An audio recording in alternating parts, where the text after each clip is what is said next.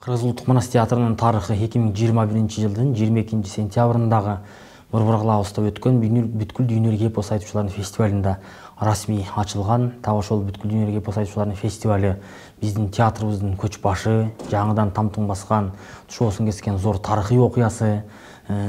Ошол фестиваль ак жолтой болуп, куттуу жана баяндуу болуп, ошол фестивалдын жыйынтыгында ошонун жемиши катарында Кыргыз Улуттук Манас театры болгондо дагы дүйнөдө теңдеши жок эпостун атын алган Манас театры түптөлгөн. Ошол күндөн ушул күнгө чейин саналуу күндөр, аз жыл, бир канча убакыттар өттү. Ошол жылдын аралыгында президентибиздин зор колдоосу менен, көмөгү менен, ишеними менен, демилгеси менен Кыргыз мамлекеттик 33 штат менен ачылган Манас театры бүгүнкү күндө 83 штаттык бирдик менен заңгыраган имаратына ээ болуп, улуттук статус менен чоң ийгиликке жетип, бийик багынтып турган учуру. Ошол Манас эпосу кылып жашатып келе жаткан, анын алып жүрүүчүлөрү, носительдери, жаратмандар, касиеттүү өнөр ээлерине мындай камкордук болгон эмес. Жетүү Манас айтат экен, Манас айтып токтоно албай калыптыр, ушинтип айтып атса уктап кетет экен, чарчабайт экен деген бир уламыштай сезилген, жөө-жомоктой сезилген, аңыздай угулган бир окуялар бар эле.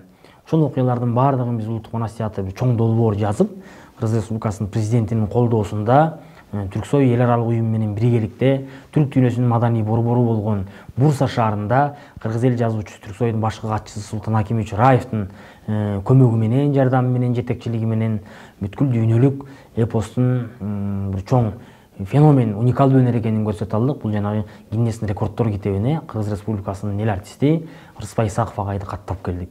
Ооба айтканга оңой, сындаганга оңой окуялардан болушу мүмкүн, бирок бул ириде эң зор сыймык.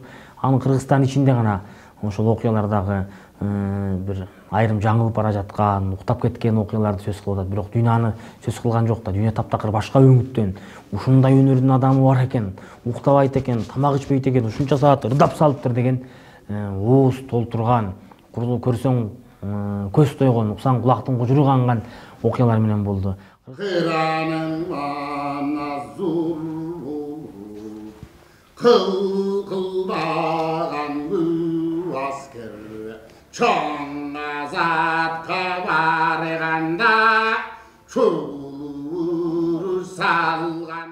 Манас театры боюнча айта турган болсок, биз өмүр бою күтүп келген нерсе.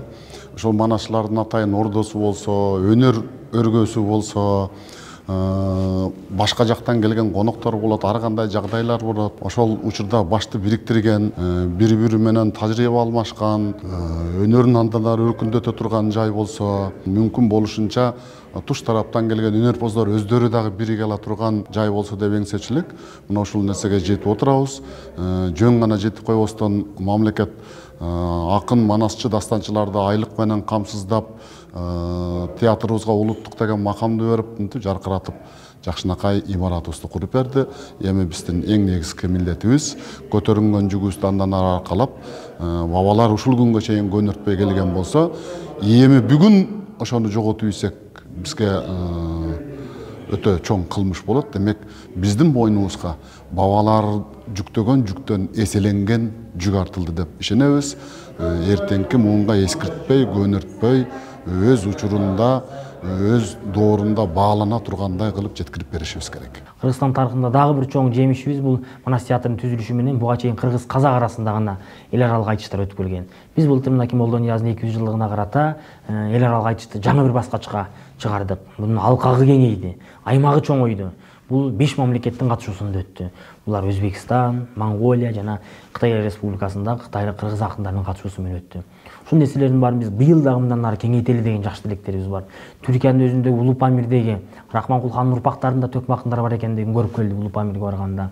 Афганистанда кыргыздардын ичинде акындар бар экендигин көрүп келдик. Ошол мамлекеттерден акындарды чакырып, ошондо дүйнө кыргыз эли ала тоо дүйнөдөгү чачылып жүргөн таруудай чачылып кеткен кыргыздарга бирок көкүрөгүндө манасын, башында ак калпагын түшүрбөй, унутпай сактап келе жаткан кыргыздарга карата кайрадан бир алтын ордо болсо деген жакшы тилек менен ушул долбоорлорго старт берген элек. Анда амансыңарбы коноктор ай, силерге комуз тартайын.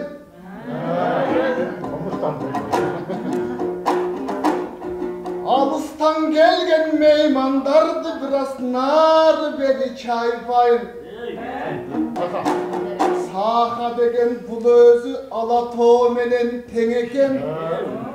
Мен тилеймин Кудайдан көп болсун деймин берекең. Мамлекет колдоп, мамлекет айлык берип, акындар иштегилечи, элге бир дем бергилечи деп аткан бул өзүнчө бакыт да. Себеби канчалаган президенттер алмашты, баарына тең кайрылып, акындар жүрүшкөн көп элечи. Эми анын баары мындай эле сөз менен айтсам түшүнүксүз болуп калышы мүмкүн, бирок акындардын канча акындар арабыздан кетип калды ушул күнү көрбөйбү. Канча жүрдүк, биздин ушундай имаратыбыз жок, даярданганга. Жолугушар жерлерибиз жок, ушундай күндөр өттү. Бирок ошол күндөргө көпүрө болуп келген биздин Садык Шернияз агабызга дагы рахмат айтыш коомдук фондун түзүп, ошол жерде мындайча айтканда ал киши көчөт отургузду. Эми мөмө кылып тартуулай турган Манас театры ачылды. Жакшынакай чынар терек кылып, бай терек кылып элибизге өстүрүп берип турган Манас театры ачылды. Бул көпчүлүгүнүн кубанычы деп баарыбыз кубанып аткан учурубуз. Бул жерде баардык акынды бир сахнага батырыш дагы өзү акылга сыйбай турган нерсе. Кээ бир акындар бар, өзүн бир 7 күн бою, апта, ай бою ачып бере албай турган акындар бар. Ошолордун баарын ар бирин чыгармачылык кечелерин берели деп турабыз. Өзүбүздүн дагы чыгармачылык кечелерибизди ушул Манас театрынан элге тартуулайлы деген чоң тилектерибиз бар. Жана ошондой эле сахналык көрүнүштөрүбүз дагы бар. Эми анын баарын айтып төгүп чачпай эле кое турайын. Элибизге табышмак кызыктуу сыр бойдон калсын. Баарыңыздар келсеңиздер, көрүп буюрса көзүңүздөр тоюп, көкүрөгүңүздөр тоюп, ой мен кыргыз экенмин деп ушундай бир көтөрүү баштуу улутташым, кандашым деп атпайбы? Башты көтөрө турчу, дух бере турчу концерттер буюрса Манас театрында болот. Театрдын алдында чоң милдеттер бар бүгүнкү күндө. Себеби Манас эпосун жаңы өңүттөн, жаңы багыттан пропагандалоо, сактоо, жайылтуу миссиялар алдыга коюлду. Мынакей азыр көрдүңүздөр, биз Россия Федерациясынын Саха Якутия мамлекетинин министри Афанасий Иванович өзү жетекчилиги менен Уломко театры келип, биздин театрыбызды өнөр көрсөтүп, алкыш айтып кетишти. Айтор азыр күн түн дебей эмгектенүү гана керек. Себеби бул имараттын, бул тарыхый саамалыктын, мындай саясий чечимдин биз сөз түрдө жообун кайтарышыбыз керек. А жообун өнөр менен, чыгармачылык менен гана кайтара алабыз. Бул Манас театрынын ачылышы төкмө акындарга, дастанчыларга, манасчыларга өзгөчө кубаныч тартуулады. Анткени буга чейин бирин экин гана филармонияда, дагы бир ушундай маданий мекемелерде биздин ушул чыгармачыл тобубуз бөлүк-бөлүк болуп, айрымдары гана мамлекеттик кызматтарда иштеп жүргөн болсо, анан бүгүнкү күндө мынакей башыбыз баарыбыз биригип бир мекемеде иштөө насип этип отурат. Биз буга өтө кубанычтабыз. Анан эң бизге окшогон жаштардын өзгөчө кубанычы бул биздин залкар аталарыбыз. Замирбек Өсөнбаев атабыз, Табылды Актанов атабыз, ушул Назаркул Сейдирахманов атабыз сыяктуу залкар аталарыбыз менен бир мекемеде иштөө, алардын кеп кеңешин угуу, сөзүн угуу, жанында жүрүп бир иш-чараларга катышуу биз үчүн чоң сыймык. Биринчи кезекте Улуттук Манас театрынын миссиясы бул улуттук жентүүлүктү аныктоо менен улуттук идеологиянын башатында болуу. А улуттук идеологиянын башатында Манас гана туруп бере алат. Манастан бөлөк баалуулуктарыбыз ага таяныч гана болуп берет.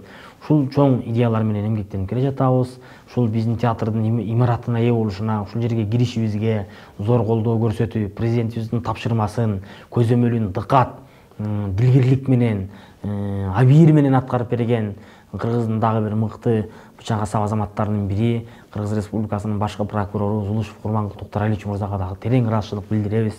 Жалпы айтуучулардын атынан, аксакалдарыбыздын атынан берген баталардын баардыгы кабыл болсун.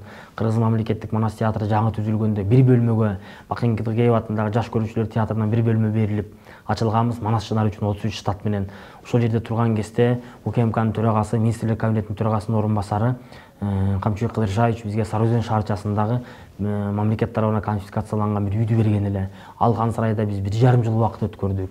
Ошол театрыбыз 33 штаттан 83 штатка көтөрүлүшүнө бардык шарттары түзүлүп берсин деп айлыктарыбызды көтөрүп берген министрлер кабинетинин төрагасы, биздин өкмөт башчыбыз, президент администрациясынын башчысы Акылбек Сөнбекович мырзага терең ыраазычылык билдиребиз. Министрлерибиздин бардыгына ушул театрды түптөп бүгүнкү күнгө ушунчалык бир керек экендигин сезип, манашчылар айлыксыз, көңүл сыртында жүрбөшү керек деген идеянын башатында турган, ошол кездеги биздин түптөгөн театрды түптөгөн ачкан биринчи министрибиз Кайрат Иманалиев Олжубаевич мырзага дагы терең ыраазычылык билдиребиз. Мындай иштердин баары айтылып туруш керек. Себеби дегенде кыргыздын жакшы сөзү бар. Атын атаса куту сүйүнөт дейт. Аты айтылбаса, андай нерселер болбой турган соң биздин абийибизге туура келбеген иш. Ошон үчүн бардык эмгек, бардык иш, тарыхый чечимдер өз убагында айтылып, рахматтары дагы дарегине жетип турганы жакшы деп ойлойм. Жалпы элибизге театрыбыз куттуу болсун. Биздин чоң жаңылыгыбызды, самалыбызды бөлүшүп аткан жалпы медиа өкүлдөрүнө, басма сөз каражаттарына, анын ичинде сиздерге биз терең ыраазычылык билдиребиз. Жакшылыктын жарчысы болуп, жалаң жакшы жаңылыктарды чагылдырып аман жүрүңүздөр. Журтубузда ийин тийишкен ынтымак болсун. Жаз жарыш, күз күрөштей жарышып аткан кезибиз, жаздын бир күнү жылдын бир мезгилине тете дейт. Ушул жазыбыз жамгырлуу болуп атат. Кудай урса таш бетине чөп чыгып, кой үстүнө тор коюп бир алтын доорго алгасына ачкан күн келсин. Жалпы элибизде жакшылыктар болсун. Ошонун ичинде биз тек гана жакшылыктарында эл шайырлары болуп манас айтып, күй чертип, ырырдап айтышып жүрөлү. Дайыма журтубузда майрам, салтанат, шаңдар болсун. Ошол шаң салтанат мааракелердин көркү болуп биздин театрыбыздын кызматкерлери аман жүрсүн. Эл куту болгон заман залкарларына узак өмүр тилейм. Замир Өксөнбаев, Жолболду Далыбаев, Рахматулла Козыкеев, Назаркул Сейдирахманов, Табыл Дактанов, Түгелбай Казаков аталарыбызга, Кожогелди Култеген агайларыбызга бир канча элибиздин кутун кармаган аксакалдар биздин театрда эмгектенет. Бул театрды тек гана ийгиликке жетелей турган негизги күч деп мен билем.